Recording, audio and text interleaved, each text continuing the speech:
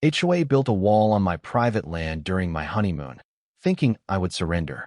They never expected my legal counterattack to trap their entire community behind my own wall. Welcome back, everyone.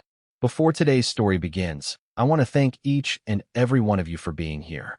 If this is your first time on the channel, don't forget to subscribe and hit the notification bell so you'll always know when a new story is released. Your support means more than you know. Every like, comment, and subscription helps this channel grow and allows us to keep sharing incredible stories with viewers around the world.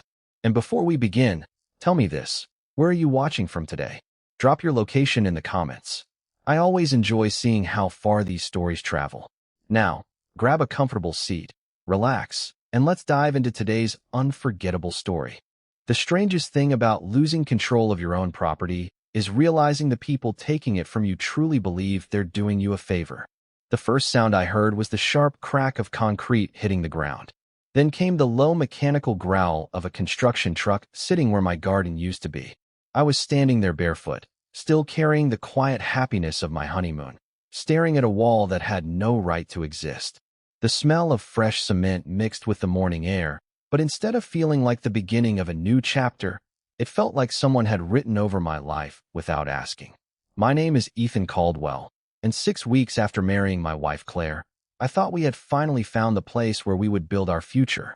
A quiet piece of land outside Colorado, surrounded by pine trees, open skies, and enough space to breathe without hearing neighbors argue over meaningless rules. I spent years designing buildings for other people, but this property was different. This was the first thing I built for myself. Claire and I had walked across that land together before we bought it.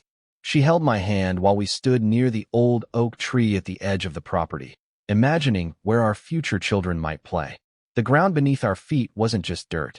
It was a promise. Then Silver Creek Estates HOA decided they wanted a piece of it. The first time I saw Victoria Halstead, she was standing beside that new concrete wall wearing a perfectly pressed white jacket, holding a clipboard like it was a badge of authority. She had the kind of smile that looked friendly from a distance but felt cold when you were close enough to hear the words behind it. "Ethan, you're finally back," she said, as if she had been waiting for this moment. "I know the timing isn't ideal, but this improvement benefits everyone." Everyone. That word stuck with me. HOA presidents love that word because it made personal decisions sound like public service. I looked past her at the wall stretching across my land. "You built this on my property." Victoria tilted her head slightly, almost amused. "According to our community development plan, this area was designated for shared privacy access." Shared privacy access.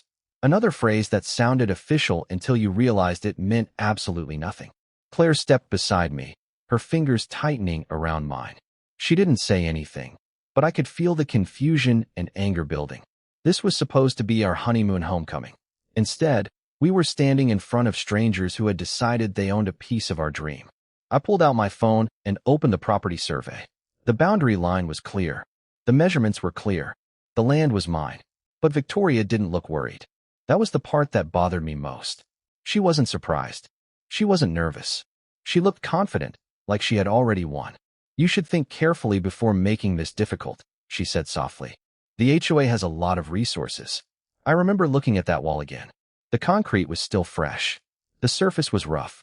Small pieces of gravel were trapped inside, like evidence frozen in time. They thought they were building a barrier to control me. They had no idea they were creating the exact thing that would expose them. A piece of land is never just dirt. It carries every promise, every memory, and every sacrifice made to protect it. I learned that lesson long before Victoria Halstead ever stepped onto my property with a clipboard and a fake sense of authority. My name is Ethan Caldwell, and this land had been part of my family story for almost 2 decades. My father bought those acres when I was still in college, back when the area was nothing more than quiet fields and scattered homes. There were no fancy entrances, no matching mailboxes, no HOA signs telling people how their lives should look. Just open ground, tall pine trees, and the kind of silence you can't find anymore. I still remember the first time my father brought me there. The smell of fresh-cut grass filled the air, and the gravel beneath our boots cracked with every step. He looked across the property line and said something I never forgot. "A man's home isn't about the walls around it. It's about knowing nobody can take away what you built. Years later, those words became more important than I could have imagined. After years of designing commercial buildings for other people, I wanted something that belonged to me. Not a project for a client. Not another blueprint that disappeared after construction ended. Something permanent. Something Claire and I could call ours. When we got married, we didn't dream about expensive resorts or crowded cities. We wanted peace. We wanted mornings with coffee on the porch, evenings watching the sunset, and a place where our future could grow. That was why we chose this land. It represented a fresh beginning. But Silver Creek Estates saw something different. They didn't see a family's dream. They saw unused space. They saw opportunity. The first warning signs came months before the wall appeared. Victoria started sending letters about community alignment. That was her favorite phrase. Community alignment. It sounded harmless, almost positive. But every letter meant something else. Move your fence. Change your driveway. Allow access. Follow our vision. I responded politely every time. I provided documents. I showed property records. I explained the boundaries. I thought facts would be enough. I was wrong. People like Victoria don't ignore the truth because they don't understand it. They ignore it because they believe their position makes them untouchable. She wasn't interested in a conversation. She wanted compliance. A week before our honeymoon ended, Claire and I received another notice. This one was different. It mentioned a community privacy enhancement project near our western boundary. I knew exactly where that was. My land. I called the HOA office immediately, but nobody answered directly. Instead, I received an email from Victoria saying the project had already been approved. Already approved. Those two words bothered me more than anything else. They had made a decision about my property without me. They had planned it. They had scheduled it. They had built it while expecting me to simply accept it afterward. Standing there beside that wall, watching Claire stare at the concrete with disbelief, I realized something important. This was never about a wall. It was about whether someone like Victoria believed they had the right to rewrite another person's life. And she had chosen the wrong person to test that belief on. The most dangerous people are not the ones who break the rules. They are the ones who believe the rules don't apply to them. I understood that the moment Victoria Halstead stepped onto my property for the second time. She didn't come with an apology. She didn't come with a solution. She came with paperwork. Thick folders. Official-looking documents. The kind of papers designed to make ordinary people feel like they are already losing. The morning after I discovered the wall, I drove to the Silver Creek Estates HOA office. The building sat behind a perfectly trimmed lawn with decorative stones lining the walkway. Everything looked polished. Everything looked controlled. Even the air smelled like fresh mulch and expensive landscaping chemicals. Victoria was waiting inside. She sat behind a large wooden desk surrounded by framed awards and community photos. It looked less like an HOA office and more like a small government building. "Ethan," she said, smiling politely. "I'm glad you decided to come talk reasonably." That word again. Reasonably. People like Victoria used words like that when they wanted you to stop fighting. I placed the property survey on her desk. "You built a wall on my land." She looked down at the document for less than 5 seconds before sliding it back toward me. "Your interpretation is understandable, but incomplete." I almost laughed. My interpretation. As if property lines were opinions. As if measurements changed depending on who had the nicer office. She explained that Silver Creek Estates had been growing for years, and that the wall was part of a community beautification and security initiative. According to her, the area behind my property was becoming a shared access corridor. Shared access corridor. Another phrase carefully designed to hide what was really happening. They wanted control. They wanted my land because it connected their neighborhood to the open space beyond it. I asked one simple question. "Where is my permission?" Victoria leaned back in her chair. For the first time, her smile disappeared. "Ethan, sometimes homeowners have to understand the bigger picture. Individual preferences cannot always outweigh community needs." That sentence told me everything I needed to know. In her mind, my property was not something I owned. It was something standing in the way of her vision. Claire was waiting in the truck outside. When I got back, she looked at my face and already knew the answer. "She didn't care, did she?" she asked. I shook my head. "No. She thinks she has the authority to decide what happens here." That afternoon, I walked the entire property line with my old survey equipment. The same tools I used when designing commercial foundations came out of my truck. The sun was hot. Dust stuck to my boots. The smell of dry grass filled the air. I measured every marker, every corner, every boundary point. The wall wasn't slightly over the line. It wasn't a mistake. It was built deliberately across my property. Then I noticed something else. The wall wasn't just blocking my land. It was positioned at the entrance points connecting several HOA driveways to the main road. At first, I thought it was an accident. Then I looked closer at the plans Victoria had given me. The HOA had designed their entire expansion around land they didn't own. They believed they had taken something from me. They didn't realize they had created the evidence that would eventually bring everything back to me. And that was the moment I stopped trying to convince Victoria she was wrong. I started preparing to prove it. There is a difference between making a mistake and building an entire plan around a lie. Victoria didn't make a mistake. She built her confidence on something that was never hers. The next morning, I woke up before sunrise. The house was quiet. Claire was still asleep, and for a few minutes, everything felt normal again. Then I looked out the window and saw that wall cutting across the landscape. That was when reality came rushing back. The first thing I noticed wasn't the concrete. It was the missing view. The open field where I used to see the morning fog rolling between the trees was gone, replaced by a structure built by people who never asked permission. I grabbed my coffee, my survey equipment, and walked outside. The cold air hit my face. The smell of damp soil mixed with the sharp scent of fresh concrete. Every step toward that wall felt heavier than the last. I wasn't walking toward a construction project. I was walking toward a challenge. Over the next few days, I started digging deeper. Not emotionally. Legally. I knew better than to fight someone like Victoria with anger. Anger creates noise. Documents create results. I requested every public record connected to the wall project. Construction permits. Site plans. Approval documents. Anything that could explain how they thought they had the right to build on my property. At first, everything looked clean. Too clean. The paperwork was organized perfectly. Almost suspiciously perfect. The HOA had filed the project under a community safety improvement plan. They claimed the wall would protect residents from unauthorized access and create a safer neighborhood environment. It sounded reasonable if you didn't look closely. But I did. That was my job. As a civil engineer, I spent years finding problems hidden inside plans that looked flawless on paper. And eventually, I found the first crack. The original site drawing showed a completely different boundary line. Someone had moved it. Not physically. On paper. A small adjustment. A few feet shifted here and there. The kind of change most people would never notice.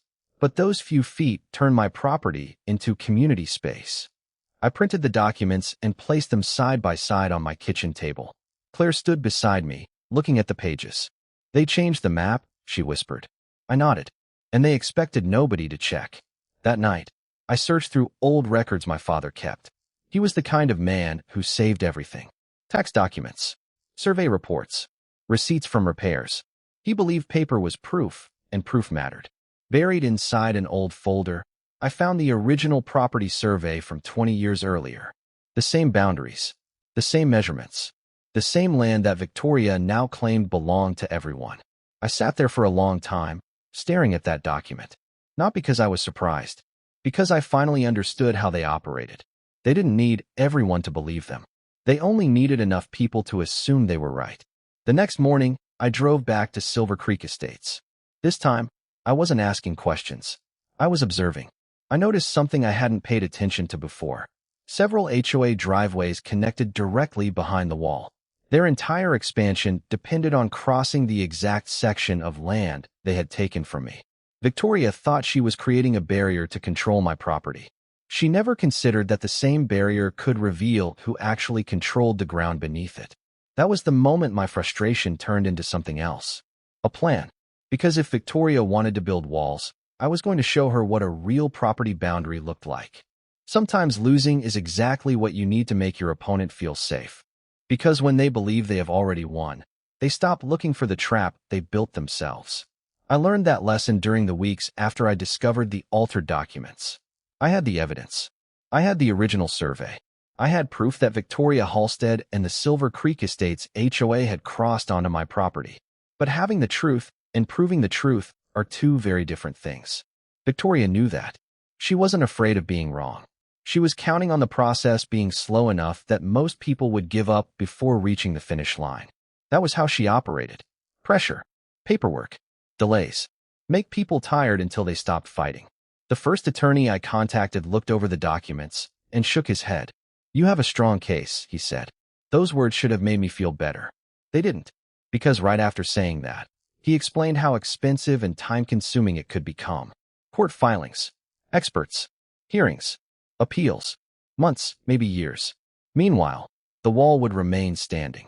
The HOA would continue using the space, and Victoria would keep telling everyone that the matter was already settled. That night, I sat at the kitchen table while rain tapped against the window.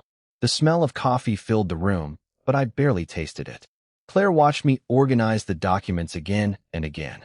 You're trying to beat them at their game, she said quietly. I looked up. What do you mean? She touched the papers in front of me. They want you angry. They want you exhausted. They want you to spend all your energy proving something they already know. She was right. Victoria didn't need to believe her own story. She just needed everyone else to believe it long enough. The next morning, I changed my approach. I stopped contacting Victoria. I stopped arguing with HOA representatives. I stopped explaining why they were wrong. Instead, I started collecting everything. Every email, every meeting note, every construction record, every name attached to every approval. I treated the situation like an engineering failure. You don't fix a damaged structure by staring at the crack. You find the pressure point that caused it. That was when I found something interesting. The wall project had required several contractors, surveyors, builders, inspectors, people who had all relied on information provided by the HOA. I contacted one of the survey companies involved. The conversation was short, but important. The employee admitted their team had received updated boundary information from Silver Creek Estates. Updated information that did not match county records. That was the first time I realized this was bigger than a property dispute. Someone had intentionally changed the foundation of the project, and Victoria had built an entire community improvement plan on top of a false boundary. A few days later, I attended an HOA meeting. I wasn't there to fight. I wasn't there to make a scene. I simply sat in the back and listened. Victoria stood in front of the room, presenting the wall as a victory. She talked about safety. She talked about progress. She talked about protecting property values. The room applauded. Then she looked directly at me. Some homeowners struggle with accepting necessary changes, she said. Everyone knew who she meant. I didn't respond. I just opened my folder and looked at the documents inside. Because Victoria thought silence meant defeat, she didn't understand something important. Silence is often where the strongest plans begin. The truth is rarely hidden. Most of the time, it is buried under paperwork, ignored because people assume nobody will dig deep enough to find it. That was exactly what Victoria Halstead was counting on. She believed the wall was already a victory because nobody had challenged the foundation beneath it.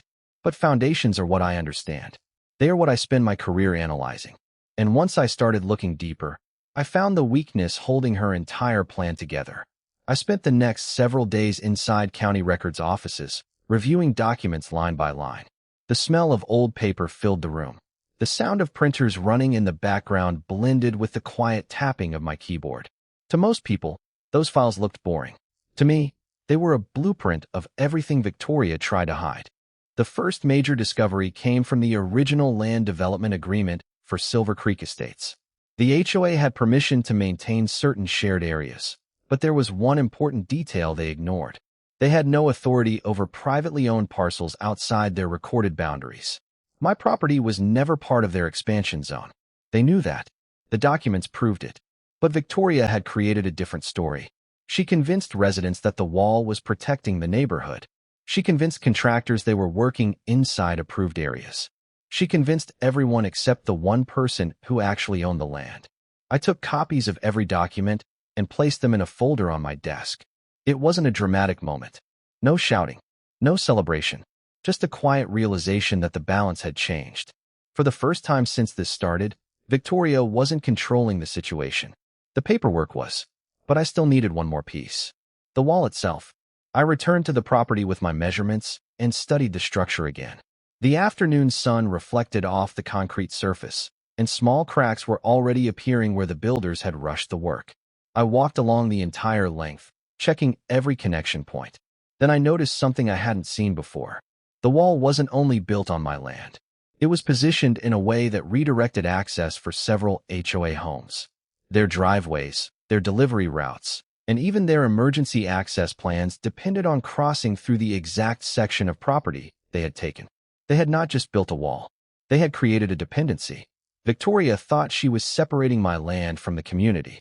In reality, she had connected her entire neighborhood to my property rights. That was the kind of mistake you couldn't fix with a friendly email or another HOA meeting. That evening, I sat with Claire on our back porch. The sunset painted the sky orange, and for the first time in weeks, I felt calm. "Are you going to tear it down?" she asked. I looked toward the wall in the distance. "No," she looked surprised. "Why not?" I smiled slightly. "Because they built the perfect reminder of who actually owns this land." I wasn't interested in destroying something. I was interested in making the truth impossible to ignore. The next morning, I made a call to a contractor I trusted. I gave him the property survey, the legal documents, and the exact measurements. Then I told him what I wanted built. Not a revenge project. Not an act of anger. A legal boundary. A wall of my own. Victoria had spent weeks believing walls gave her power. She was about to learn that the wrong wall can become the evidence that takes it away. The most satisfying victories are not the ones where you destroy your opponent. They are the ones where you let them watch their own decisions come back to them. That was exactly what happened when the first piece of concrete for my wall was placed into the ground. I didn't announce it. I didn't send Victoria a warning. I didn't need a dramatic confrontation. Everything I was doing was already documented, already approved, and completely legal. The difference between her wall and mine was simple. Hers was built on a mistake. Mine was built on the truth. The construction crew arrived early Monday morning. The sound of heavy equipment echoed across the property, the same sound I had heard weeks earlier when Victoria's contractors invaded my land. But this time, I was standing there with the permits in my hand. The smell of fresh concrete filled the air. Gravel crunched beneath the workers' boots as they measured the boundary lines exactly where the survey marked them. Claire stood beside me, watching the first section rise from the ground. "Are you sure this is the right move?" she asked. I understood why she asked. She wasn't worried about the wall. She was worried about becoming the kind of people we were fighting against. I looked at the construction site and shook my head. This isn't about revenge. It's about reminding them where the line is. That was the difference Victoria never understood. She believed power came from forcing people to accept her decisions. I believed power came from having the patience to prove the truth. By the afternoon, rumors were already spreading through Silver Creek Estates. Residents started driving by slowly, trying to understand what was happening. Some looked confused. Others looked angry. They had spent weeks hearing Victoria explain how the original wall was a necessary improvement. Now they were seeing another wall appear on the same property line, built by the actual owner. Victoria arrived before the end of the day. I saw her white SUV pull up near the entrance. She stepped out holding her usual clipboard, but something was different. Her confidence was missing. She walked toward me, staring at the workers behind the fence. "Ethan, what exactly do you think you're doing?" she asked. Her voice was calm, but I could hear the frustration underneath it. I handed her the permit documents. "Building a boundary wall on my property." She looked at the papers, but didn't read them. She already knew what they said. "You're trying to make this difficult." I almost smiled. That sentence was interesting coming from her. "Victoria, you built a wall on my land without asking. I'm simply protecting what belongs to me." For a moment, she had nothing to say. Then she stepped closer and lowered her voice. "You don't understand how this community works." That was when I realized something. She still believed this was about influence, about popularity, about who had more people standing behind them. She didn't understand that ownership doesn't depend on votes. It doesn't depend on titles. It depends on facts. As the sun went down, the final section of my wall was completed. It stood quietly along the property line, separating what belonged to me from what never belonged to them. Victoria drove away without another word. But I knew she would be back, because the wall wasn't the end of the fight. It was the moment she finally realized she was no longer controlling the story. The moment someone realizes they have lost control is often the moment they become the most dangerous. I saw that happen with Victoria Halstead the morning her own wall became the center of attention. For weeks, she had walked through Silver Creek Estates like she owned every decision, every driveway, and every person inside that neighborhood. But now, for the first time, people were starting to ask questions. And Victoria hated questions. The first call came early Tuesday morning. My phone rang while I was drinking coffee on the porch. The voice on the other end belonged to one of the HOA residents. He sounded frustrated. "Ethan, did you know your wall is blocking the access route?" I looked toward the structure standing along my property line. "That's not my wall blocking anything," I said. "That's the wall the HOA built." There was a long silence. That was when I knew the truth was finally reaching people. The HOA had spent weeks presenting themselves as the victim. They told everyone I was being difficult. They said I was refusing to cooperate with the community. But they never explained one important detail. Their entire access plan depended on land they didn't own. By the end of the week, more residents started contacting me. Some were angry. Some were embarrassed. Others simply wanted answers. They had trusted Victoria because she always sounded confident. She used the right words: safety, improvement, community. But confidence does not replace ownership. And paperwork does not change reality. Victoria reacted exactly how I expected. She called an emergency HOA meeting. The same room where she once stood proudly announcing the successful wall project was now filled with nervous conversations. I sat near the back, watching everything unfold. The atmosphere felt completely different. The confidence was gone. Victoria stood at the front holding a stack of papers. Her voice was sharper than usual. "This situation has been exaggerated by one homeowner attempting to disrupt the community." There it was again. The same strategy. Change the story. Make the person exposing the problem look like the problem. But this time, people weren't listening the same way. One homeowner raised his hand. "Victoria, did you know the wall was built on private property?" The room went quiet. She paused for half a second. It was small. Most people wouldn't notice it. But I did. That hesitation said everything. "There are complicated legal details," she answered. Complicated legal details. Another phrase people use when the simple answer is something they don't want to admit. Then I placed my folder on the table. I didn't slam it down. I didn't make a speech. I simply opened it and started handing out copies of the records. The original survey, the county documents, the construction plans, the boundary reports. The room became silent except for the sound of papers moving from hand to hand. Victoria looked around and realized something she should have understood from the beginning. A crowd can be controlled with confidence. It cannot be controlled with evidence. By the end of that meeting, the HOA board voted to pause all projects connected to the wall. The contractors stopped returning Victoria's calls. The residents who once defended her started asking why nobody checked the property records first. But Victoria wasn't finished. I could see it in her expression. She wasn't accepting defeat. She was preparing another move. And honestly, I expected nothing less. Because people who build their power on control rarely give it up quietly. The difference was this time, I wasn't reacting to her decisions anymore. I was waiting for her next mistake. In the end, the strongest walls are not made of concrete. They are made of truth, patience, and the courage to stand where you belong. I thought about that sentence often after everything was over. Because for weeks, the fight was never really about a wall. It was about a belief. Victoria Halstead believed that confidence could replace ownership. She believed a title like HOA president gave her the power to decide what happened on other people's land. But eventually, reality has a way of catching up with people who build their authority on assumptions. The final turning point came 2 months after the emergency HOA meeting. The county review was complete. The documents had been examined. The original property records had been verified. There was no debate left. The wall Silver Creek Estates built had crossed onto private property. My property. The morning the official notice arrived, I was sitting at the same kitchen table where I first discovered the altered survey records. The envelope felt heavier than it should have. Not because I was nervous, because I knew how much had changed since that first day. I opened it slowly. The county required the HOA to remove the unauthorized structure and cover the damages caused by the construction. There were also consequences for the inaccurate documentation submitted during the approval process. Victoria's carefully built image collapsed faster than the concrete wall she had placed on my land. The most interesting part was what happened afterward.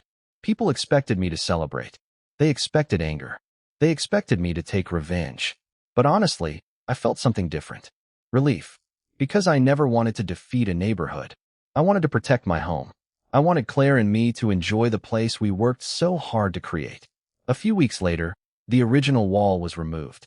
I stood there watching the workers take apart the same structure that had started everything. The sound of concrete breaking echoed across the property. Dust filled the air.